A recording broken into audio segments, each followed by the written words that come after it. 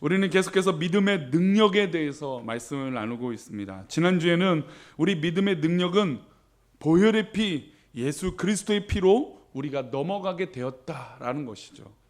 사실 이 넘어간다라고 하는 표현이 참 우리 표현 가운데, 우리 삶 가운데 참 다양하게 많이 쓰이는 것 같습니다. 어쨌든 어떤 상황이 있을 때 넘어간다, 또 장애물이 있을 때 넘어간다라고 하는 것은 우리에게 큰 위로와 힘이 되는 것 같습니다. 또한 더불어서 예수 그리스도의 피로 말미암아 넘어갔다는 것은 우리가 영원한 형벌을 받아 영원히 지옥에 가야 되지만 어린 양의 피이신 예수 그리스도께서 그로 말미암아 죽음을 보지 않고 넘어가게 되었다라고 하는 놀라운 은혜가 있는 표현인 것이죠. 그러니 능력이 시작이 되는 것이고 구원의 여정이 시작되는 것은 바로 예수 그리스도의 은혜로 말미암은 줄 믿습니다. 그 은혜, 이 구원의 여정이 시작되었다라고 했을 때 그 여정을 상징하는 건 사실 성경에서 많은 그 여정, 이 여행의 이야기가 나오지만 특별히 이 출애굽한 여정은 그의 의미에 있어서 특별한 의미를 설명하고 있습니다. 이스라엘 백성들은 애굽을 빠져나와 하나님께서 약속하신 이 여정, 즉 행진을 하게 시작됩니다. 이스라엘 백성들은 출애굽하여 하나님께서 약속하신 가나안 땅을 향하여 행진하게 된 것이죠. 태어나서 애굽에 살았습니다. 다른 나라 다른 길을 가보지 못했습니다. 하지만 하나님께서 10가지 재앙을 내리신 후에 애굽을 떠나게 하시고 하나님께서 명령하신 가라고 하신 가나안 땅으로 가게 되었습니다. 그러니까 자기는 한 번도 다른 나라를 가보지 않고 애굽에서 태어났던 이 사람들이 하나님께서 10가지 재앙을 내리신 후에 자기들을 강권에서 데리고 나가시니까 얼마나 기대가 되고 꿈이 되었겠습니까? 야, 하나님 저렇게 전능하신 하나님 10가지 재앙을 내리시는데 정말 놀랍다라고 여기는 그 하나님께서 이제 가라고 하시니까 얼마나 기대가 됩니까? 우리가 여행을 가기 전에 여행을 계획하고 어떤 물질을 들여서 누가 인솔해주고 어떤 계획을 딱 세우게 되면 기대가 됩니다. 야, 저거 가면 참 좋겠다. 거기 가서 뭘 하면 좋겠다라고 하는 설레는 마음이 생기는 것처럼 이스라엘 백성들은 이제 하나님이 10가지 전능하신 이 놀라운 기적 이후에 하나님께서 이 가나안 땅을 가라고 하시니 얼마나 기대와 꿈을 가지고 나아갔겠습니까? 게다가 해방이 된 것이죠. 지긋지긋한 종살이가 아니라 이제 독립된 삶을 살게 된 것이고 게다가 우리가 갈 곳도 있다고 하니까 얼마나 감사한 일이었습니까? 이런 승정고, 이런 예비하심, 이런 은혜가 퍼져 있었고 이스라엘 백성들은 다 이 승리감, 이 성취감에 빠져 있었습니다. 자신들은 이겼다, 야 우린 다 이겼다 라고 하는 그 순간이 있었다라는 것이죠. 그런 이 승리하는 이 순간에 또 다른 계략이 준비되고 있었습니다. 하나님께서 10번째 재앙을 이 애굽 땅에 내리시고 나서 장자의 죽음을 경험하게 나고 나서 이스라엘 백성들을 바로가 보내주게 됩니다. 그런데 이 바로 왕이 얼마 지나지 않아서 또 마음을 변덕스럽게 바꾸게 됩니다. 아니, 바로 왕이 이스라엘 백성들을 10가지 재앙 후에 내보내놓고 가라고 해놓고 왜 그 마음을 또 바꿨을까요? 저는 여러 가지 생각을 해봤지만 저는 이 생각에 바로 왕은 이랬을 거라고 하는 생각이 듭니다. 그 이유는 이스라엘 백성들을 적어도 이 출애굽할 때 몇 명이라고 얘기하냐면 200만 명을 얘기합니다. 그리고 성경은 장정만 몇 명이라고 얘기하냐면 60만 명이라고 얘기를 하죠. 그러면 60만 명이라고 하는 것은 무엇을 얘기하냐면 노동력, 인력이라고 얘기할 수 있습니다. 게다가 이들은 어떤 직위를 갖고 있거나 어떤 권력을 갖고 있던 사람들이 아니라 다 하나같이 어떤 사람들이었습니까? 종이었습니다. 애굽 사람들이 이 일 시키고 저 일 시키고 이렇게 부려도 되고 저렇게 부를 수 있는 그런 종들이었습니다. 현대 사회, 지금의 사회에서도 이 노동력이라고 하는 것을 무시할 수 없습니다. 아무리 많은 하이테크와 기술을 갖고 있을지라도 이 인력과 노동력이 없이는 그것을 좋게 만들 수 없다는 것이죠. 한때는 미국의 기술력, 유럽의 기술력 막 이렇게 하지만 결국 지금은 어느 나라가 집중되고 있냐면 중국 이외에 인도가 집중되고 있습니다. 근데 이 중국과 인도 또 베트남도 마찬가지지만 가장 유력한 이슈가 되는 이 힘은 무엇인지 아십니까? 인구수와 그 다음에 노동 비용이라는 것이죠. 인구가 일단 많아요. 그러다 보니까 이 노동에 들어가는 비용이 상대적으로 적게 되죠. 그래서 수많은 이 선진국들, 돈 많은 나라들이 이 인구 또 저렴한 비용으로 노동력을 쓸 수 있는 나라로 이동하게 됩니다. 뭐 우리나라도 유수의 기업들이 중국에 갔다가 또 베트남으로 가거나 뭐 인도로 가거나 또 다양한 것들을 볼 때 이 노동력, 이 인구력은 그만큼 힘이 된다는 것이죠. 게다가 부유한 나라를 상징하는 건 기술이 있거나 하면 내수시장, 즉 내수시장을 내포하는 것은 인구거든요. 그래서 한 사회학자는, 경제학자는 한 나라가 8천만 명이 넘으면 외국에 수출하는 것보다 내수시장만 키워도 그 나라는 힘을 얻을 수 있다고 얘기합니다.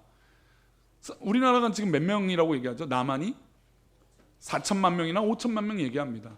그래서 우리가 통일이 되면 8천만 명이라고 되는 인구수를 채울 수 있기 때문에 이 열방의 세계 나라들이 어디를 두려워하게 된다? 이 대한민국을 두려워하게 된다라고 하는 이야기들을 쉽게 종종 경제학자들도 그런 얘기들을 합니다. 그만큼 노동력과 인구는 그만큼 힘을 갖고 있는 것이죠. 게다가 이집트 시대는 더 큰 노동력과 힘이 필요합니다. 우리가 알다시피 이집트라고 하는 이 애굽은 파라오와 뭐 스핑크스와 뭐 이런 것들이 있잖아요. 엄청난 건축물들이 있는 나라입니다. 그런 융숭한 시대를 보내고 있던 애굽에 어떤 것은 절대적 힘을 갖게 됩니까? 노동력은 절대적인 힘을 갖게 되는 것이죠. 그래서 그 노동력은 바로 돈이 됩니다. 결국 뭐가 문제인 거죠? 돈이 문제인 거죠.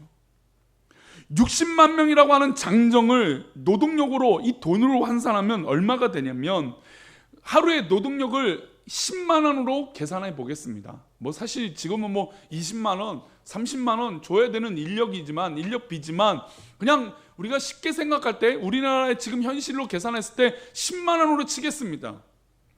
10만 원이라고 하고 60만 명을 곱하면 얼마인 줄 아십니까? 600억입니다. 그러니까 애굽의 이스라엘 민족들이 출애굽했을 때 하루의 노동력이 얼마가 없어진 겁니까? 600억이라고 하는 돈이 날아간 것이죠. 그러니 분명히 10가지 재앙을 내리고 나서 장자의 죽음, 자신의 아들도 죽은 이 엄청난 괴로움을 겪고 나서 이스라엘 백성들을 내보내겠다라고 딱 약속해놓고 얼마 지나서 그 마음이 변덕스럽게 되었다는 것이죠. 왜 그랬을까요? 무엇이 문제일까요? 무엇이 그 바로의 마음을 만졌을까요? 바로 돈이라고 하는 문제라는 것이죠.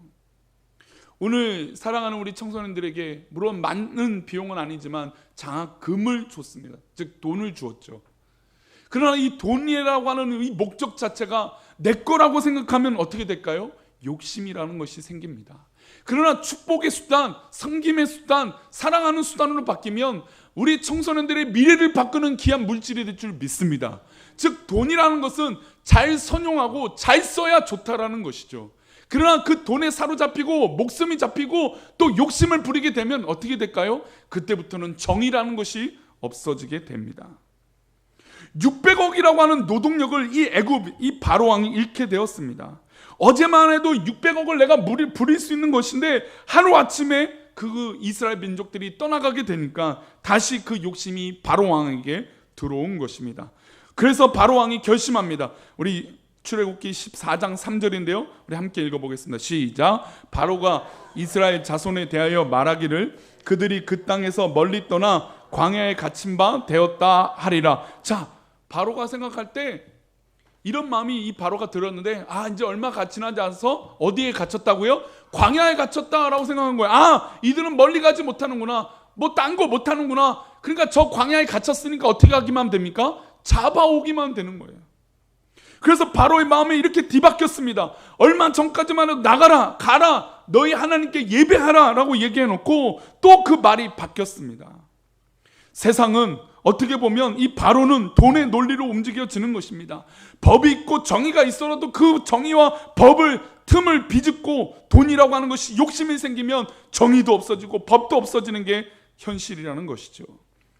사실 돈이 하나님이 되어버린 것입니다. 그 인구력, 그 노동력이 하나님이 되어져 버린 것이죠. 분명히 얼마 전까지만 해도 하나님이 두렵다라고 얘기한 바로가 그 돈에, 그 노동력에 그 모든 생각을 뒤바꿔버리게 되었다는 것입니다. 그런 의미로 볼 때 그래서 교회는 돈으로 평가하는 것이 아닌 것 같습니다. 그래서 돈은 교회에 사로잡히는 주인이 되어서는 안 되는 것인 줄 믿습니다.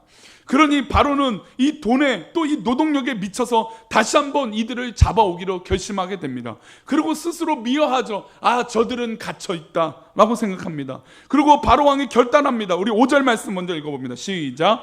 그 백성이 도망한 사실이 애굽 왕에게 알려짐에 바로와 그의 신하들이 그 백성에 대하여 마음이 변하여 이르되 우리가 어찌 이같이 하여 이스라엘을 우리를 섬김에서 놓아 보내었는가 하고. 도망한 사실이 이스라엘 백성들이 있습니까 없습니까? 없어요. 이스라엘 백성들은 도망하지 않았습니다. 분명히 바로 왕이 나가라 가라라고 얘기했어요. 그런데 거짓 사실을 선포하고 이야기한 것이죠. 그래서 이 이야기를 들었던 애굽 사람들이 도망해? 우리의 종들이 도망갔어? 그러니 이 애굽의 모든 사람들이 바로 왕의 말을 믿고 그 마음이 다 변했습니다. 사실 이 본문은 바로 왕의 이 변덕스러운 마음과 하나님의 중심을 잡은 이 모세와 비교가 돼요. 어쨌든 이 바로 왕은 마음을 변덕스러워서 그 마음을 변해서 이 애굽 사람들의 마음을 움직여서 그들을 붙잡고자 선동하게 됩니다. 그러고 나서 바로가 이렇게 행동을 취합니다. 우리 6절 말씀입니다. 읽어봅니다. 시작. 바로가 곧 그의 병거를 갖추고 그의 백성을 데리고 갈새. 자, 병마를 모읍니다. 병거를 모읍니다. 그리고 그의 백성들도 데리고 이 이스라엘 백성들을 잡으려고 합니다. 그런데 여기에 모여있는 병거, 즉 이 병사들이 어떤 사람들이냐? 우리 7절 말씀 보겠습니다. 7절입니다. 시작.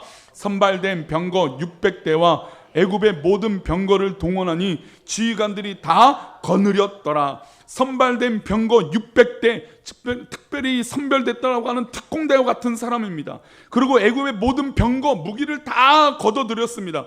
그리고 그들을 통솔하는데 어떤 사람들이 되었냐? 지휘관들이 다 거느렸어요. 때로는 지휘관이 몇 명만 있으면 되는데 지휘관이 모두 다 나왔습니다. 이 지휘관을 지금의 말로 얘기하면 바로 장교들이죠. 장교들을 다 소집했습니다. 그만큼 시급하고 급하게 이스라엘 백성들을 데려오자 특공대와 장교들을 뽑아서 간 것이죠. 이 장정들이 60만 명, 물론 이스라엘 백성들을 전체로 본다면 한 200만 명이 되지만 이들이 싸움을 해봤습니까? 무슨 군사훈련을 받았습니까? 무기도 제대로 있지도 않았습니다. 한마디로 오합지졸이 바로 이스라엘 백성들이었습니다. 전쟁에 관해서는 그랬어요. 그런데 이 이스라엘 백성들을 잡아들이기 위해서 600병거 특공대의 600명과 모든 무기들을 동원해서 이스라엘 백성들을 잡으러 가게 된 것입니다. 병거가 600이지만 특공대가 600명이지만 이 싸움은 누가 이길까요? 절대적으로 애굽이 이 특공대가 유리한 싸움입니다. 이전에도 이 금요기도의 이 부분을 가지고 설교를 드린 적이 있지만 특별히 훈련된 사람을 아무것도 훈련되지 않은 사람이 이길 수 있다? 죄송하지만 절대로 가능한 일이 아닙니다. 아무리 봐줘도 쉽게 이길 수 있습니다. 이게 마치 무슨 얘기냐면 이제 갓 7살, 8살 아이가 배드민턴을 배웠다 치고 배드민턴을 이제 하려고 하는데 배운 지 한 열흘도 안 됐어요.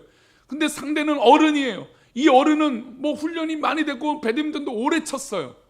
게임을 한다 치면 아무리 어린아이가 툭툭 치고 몇 점을 나더라도 그 게임을 절대로 이 어른이 봐주지 않는 상 이길 수 없습니다. 지금 600명밖에 안 되는 이 병거지만 이들은 특수훈련이 됐던 병거 뽑힌 사람들이었다는 것이죠. 그래서 저 200만 명이지만 아무렇지도 않게 바로 왕은 그 600병거를 데리고 또 이 애굽의 사람들을 데리고 전쟁에 참여시켜 줍니다. 즉 이 게임은 이미 애굽 사람들은 이 정도만 해도 이길 수 있다라고 생각한 게임이라는 것이죠. 그런데 이 애굽 군대가 막 쫓아오는데 이스라엘 백성들은 그 전까지 몰랐어요. 즉 계략이 있었지만 그들은 몰랐어요. 그래서 안심하고 모세가 이끄는 대로 그 길을 잘 걸어가고 있었습니다. 그런데 이 애굽의 군대가 점점점 다가오니까 눈을 들어서 한 사람이 딱 뒤를 돌아봤습니다. 뒤를 돌아봤더니 저 멀리서 먼지가 뿌옇게 올라오면서 애굽의 군대가 쫓아오는 것을 보게 됐죠. 이전까지는 아무렇지도 않았는데 그 마음이 불안하지도 않았는데 이제 그 모습을 보고 이제 우리는 다 죽었다라고 생각을 하게 됩니다. 우리 10절 말씀인데요. 함께 읽어보겠습니다. 바로가 가까이 올 때에 눈을 들어 본즉 애굽 사람들이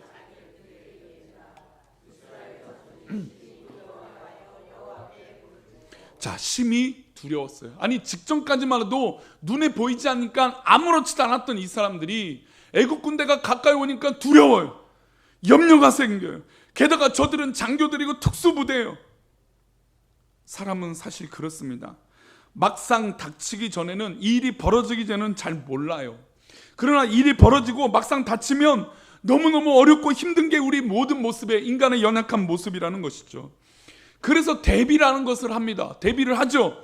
근데 대비를 한다고 해서 우리만 대비를 할까요? 상대방도 대비를 하죠. 모든 조건에도 나만 대비를 하는 것이 아니라 이 옆에 있는 사람도 대비하고 이 앞에 있는 사람도 대비하는 게 모든 사람들의 노력이라는 것입니다. 아무리 대단한 바로의 군대가 쫓아온다고 하더라도 보이지 않으니 두려움이 없었습니다. 그러니 방심하고 있었죠.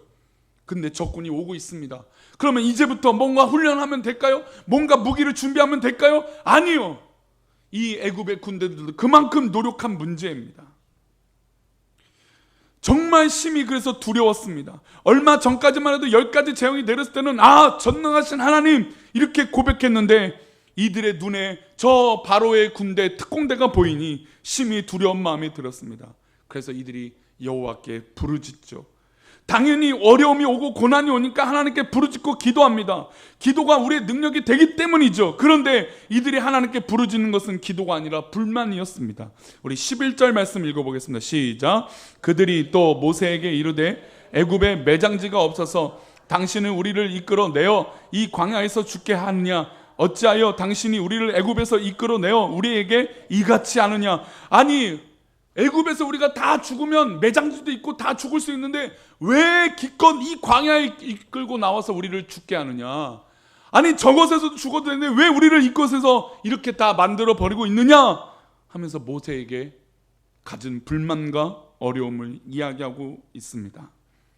하나님께 부르짖는 것은 이렇게 만든 장본인 모세, 그리고 하나님을 원망하는 것이죠. 그래서 모세가 매장지가 없어서 우리를 여기서 죽게 하느냐?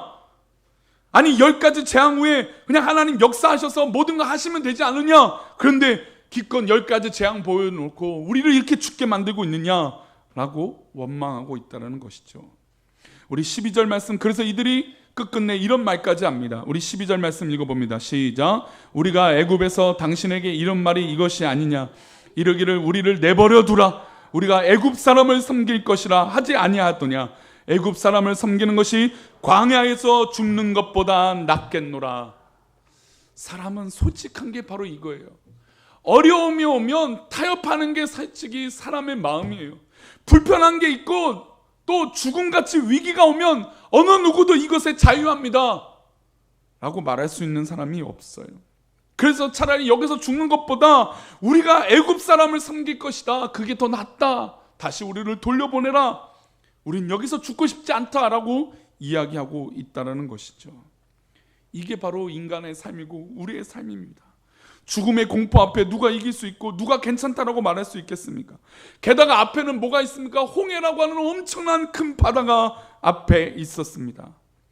여기서 누가 상상력을 발휘해서 홍해가 열릴 거야, 뭔가 문제가 해결될 거야 라고 말할 수 있는 사람은 아무도 없습니다. 왜냐하면 바로 뒤에는 병거들, 말이 엄청나게 그들 앞에 다가오고 있었기 때문이죠.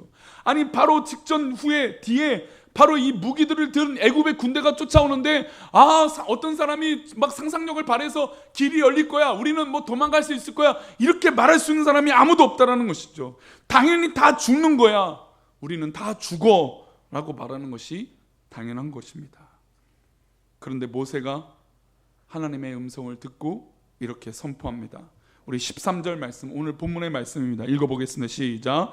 모세가 백성에게 이르되 너희는 두려워하지 말고 가만히 서서 여호와께서 오늘 너희를 위하여 행하시는 구원을 보라. 너희가 오늘 본 애굽 사람을 영원히 다시 보지 아니하리라. 할렐루야. 두려워하지 말라고 모세가 선언합니다. 가만히 서 있으라고 이야기합니다. 그러나 우리는 이 결과를 알고 있기 때문에 믿음으로 받아들일 수 있지만 이 이스라엘 백성들은 이건 미친 소리입니다. 지금 모세가 앞장서서 그들과 타협을 하든지 이야기를 하든지, 아니 얼마 전까지만 해도 우리를 내버려 두라고 하는 나가라고 하는 건 왜 우리를 잡으러 왔습니까? 아니면 협상을 하든지 뭘 해야 되는 것이에요. 그런데 모세는 가만히 있으라는 것이죠. 지켜보라는 것입니다. 아니 이건 도대체 미친 사람이 아니고서는 어떻게 이런 얘기를 할 수 있겠습니까? 애굽은 바로 군대이고 우리를 죽이려고 오는 사람인데, 게다가 앞에는 홍해 바다가 있는데 어떤 선택을 할 수 있을까요? 무릎을 꿇고서라도 빌어서 우리를 살려주십시오, 우리가 다시 종살이 하겠습니다 라고 말해도 되는 것이에요. 왜요? 이스라엘 백성들은 다 그렇게 요구했기 때문입니다. 우리가 여기서 죽는 것보다 애굽에 가는 종살이가 더 낫다라고 얘기했으니 지도자로서 그냥 백성들의 말을 들어주고 가면 되는 것이에요. 잠시 무릎을 꿇는 건 잠시의 수치지만 생명을 살 수 있는 일이었어요. 두 손 모아 빌어도 시원치 않은 파는데 왜 모세는 가만히 있으라고 얘기할까요? 그리고 하나님 말씀을 전하면서 너희를 위하여 행하시는 구원을 보라는 것입니다. 아니 여기서 어떤 누구가 상상력이 발휘돼서 말씀드린 대로 어떤 구원을 볼 수 있을까요? 홍해가 갈라졌다라고 하는 결과를 모르고 우리 성도님들이 이 본문을 본다면 어떤 일이 우리 가운데 이루어질 수 있을 것이라고 기대할 수 있을까요? 아니 우리 성도님들 삶 가운데 이런 홍해가 앞에 있고 뒤에는 애굽의 군대가 있는 이 앞뒤 막힌 이 상황 가운데 어떤 상상력을 발휘해서 하나님의 구원을 볼 수 있는 사람이 어디 있겠습니까? 우리는 한 치 앞도 내다볼 수 없는 사람들입니다. 그런데 모세가 가만히 있으라는 것이죠. 그리고 너희를 위하여 행하시는 구원을 보라는 것입니다. 그런데 여기서 그치지 않고 14절에 또 이렇게 얘기합니다. 우리 14절 말씀 읽어봅니다. 시작. 여호와께서 너희를 위하여 싸우시려니 너희는 가만히 있을지어니라. 할렐루야.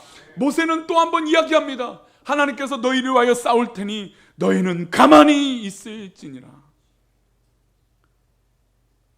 지금 가만히 있을 문제가 아닙니다. 모세는 또 한 번 가만히 있으라고 말씀하십니다. 하나님께서 싸우시겠다는 것이죠. 즉 하나님께서 이 일을 시작하셨기 때문에 하나님께서 이 일을 완성시켜 주시겠다라고 선언하고 있습니다. 그래서 우리들에게, 이스라엘 백성에게 가만히 있어라 라고 얘기합니다. 가끔 우리가 어른들이 아이들과 무슨 일을 합니다. 아니면 남편과 아내와 무슨 일을 해요. 근데 한 사람이 뭔가 잘 알고 있어요. 근데 잘 모르는 사람이 뭘 하려고 해요. 뭐 이걸 끼워보기도 하고 저걸 끼워보기도 하고 뭐 이걸 들었다 보기도 하고 저걸 들었다 보기도 합니다.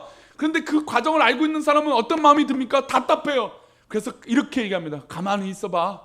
내가 해줄게. 내가 해볼게. 아유 저것도 못하면서 내가 해볼게. 가만히 있어 라고 얘기합니다. 그럴 때 쓰는 게 가만히 있는 거예요. 그러나 지금의 현실은 자기 뒤에 칼이 오고 있잖아요. 죽음이 오고 있잖아요. 그런 상황 가운데 어떻게 가만히 있을 수 있습니까? 그런데 모세가 이렇게 선언할 수 있는 이유가 무엇일까요? 모세가 이렇게 무책임한 것처럼 이렇게 선포하며 너희들은 가만히 있을지니라 라고 선언할 수 있는 이유가 무엇일까요? 이 본문의 1절에 그 키가 있습니다. 우리 출애굽기 14장 1절인데 우리 한번 읽어보겠습니다. 시작. 여호와께서 모세에게 말씀하여 이르시되. 할렐루야. 하나님께서는 이미 모세에게 이 모든 가정을 일러서 이야기해 주신 것입니다. 모세가 변덕스러울 것이고, 아니 바로가 변덕스러울 것이고 바로가 너희들을 죽이려고 올 것이다 라고 하는 것을 이미 모세에게 알려주신 것입니다. 즉 아무리 우리 가운데 위기가 있고 어려움이 있고 앞을 내다볼 수 없는 큰 고난과 고통이 있을지라도 우리 가운데 하나님 말씀이 있으면 우리는 그것이 우리의 문제가 아니게 될 줄 믿습니다. 이미 하나님의 말씀이 임하면 그때부터 내 문제가 아니라 하나님의 문제라는 것이죠. 하나님이 역사하기 딱 좋은 여건이라는 것입니다. 모세가 그래서 지팡이를 들어 올리게 된 것입니다. 아니 어떤 미친 지도자가 지팡이를 들고 홍해를 향하여 손들 수 있는 사람이 어디 있겠습니까?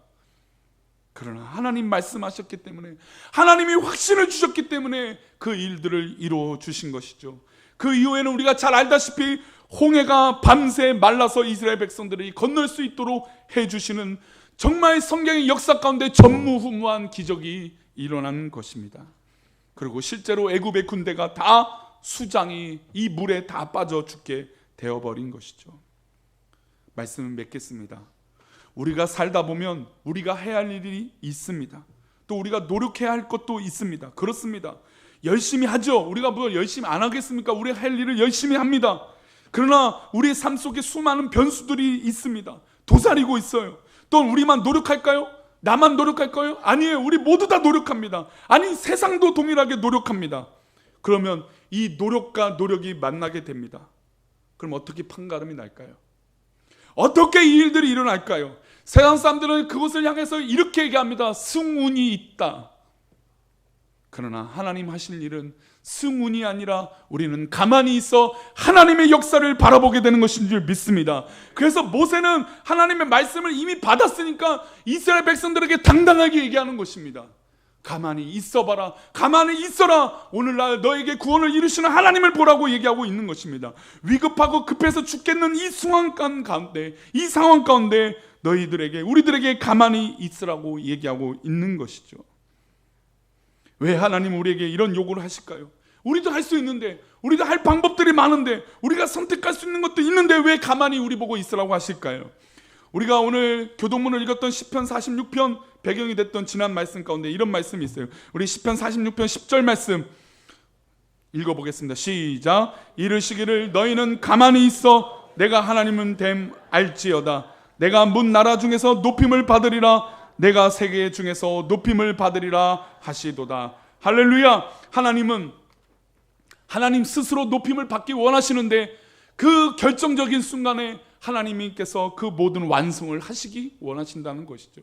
우리가 수많은 노력들을 해서 달려갑니다. 그러나 결정적으로 되지 않는 그 순간에 하나님께서 딱 하고 열어주시겠다는 것이죠. 그래서 너희는 가만히 있어 내가 하나님됨을 알지어다. 하나님 되심을 보여주시겠다는 것을 선언하고 있는 것입니다. 사랑하는 성도님들, 우리는 하나님이 될 수 없습니다. 우리에겐 승운을 구할 수 있는 능력도 없습니다. 그래서 우리는 가만히 하나님 됨을 보게 되는 것입니다.